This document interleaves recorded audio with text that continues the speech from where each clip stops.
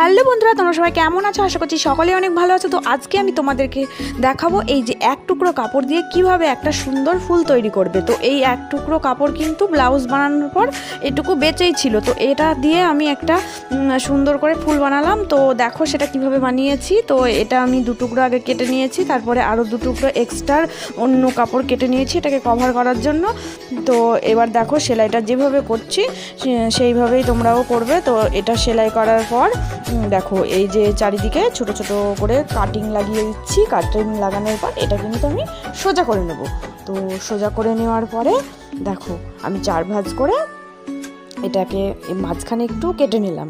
কেটে নেওয়ার পর এটা আমি সোজা করে দেখো সমান করে নখ দিয়ে একটু চেপে চেপে সমান করে নিলাম, যাতে জিনিসটা দেখতে বেশি ভালো লাগে।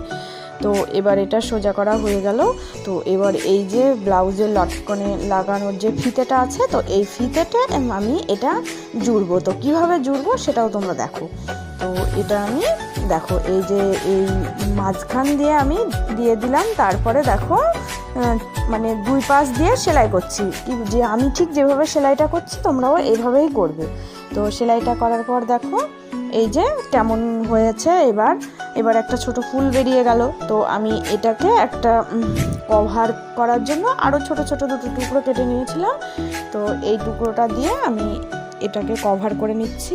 তো দেখো এইরকম করে যদি একটা ফুল বানাও কতটা সুন্দর লাগছে তোমরা নিজেরাই দেখো। তো লটকনের ফুল খুব সুন্দর, এইগুলো দিয়ে বানানোই যায়। ব্লাউজটাও দেখতে খুব সুন্দর লাগে। একটা সাধারণ নর্মাল ব্লাউজেও এই ফুলটা লাগিয়ে দিলে কত সুন্দর লাগে। তো এই যে ছোট ছোট কাপড়গুলো টুকরোগুলো যে বেঁচে থাকে এগুলো দিয়েও আইডিয়া করে অনেক কিছুই করা যায়। তো আমি তোমাদের সাথে আমার ডিজাইন কাটিং সব কিছুই শেয়ার করব। আমার যদি কাটিং ডিজাইন তোমাদের ভালো লাগে তো আমার চ্যানেলটা তোমরা প্লিজ সবাই সাবস্ক্রাইব করে দিয়ে পাশে থেকেও সবাই অনেক